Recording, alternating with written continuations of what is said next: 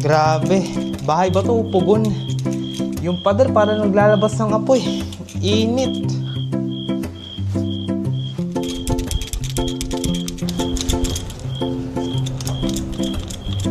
Teka, ano yun?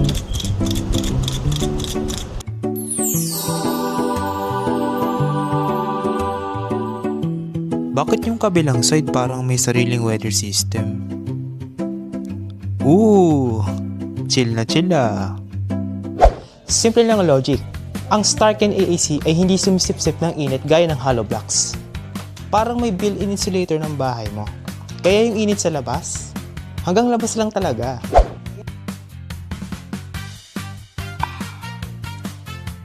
Kaya kung gusto niyo ng bahay na hindi mainit, alam niyo na yung sagot. Starken AEC, ang solusyon para hindi na maging hot ang bahay mo. Pati na rin ang ulo mo.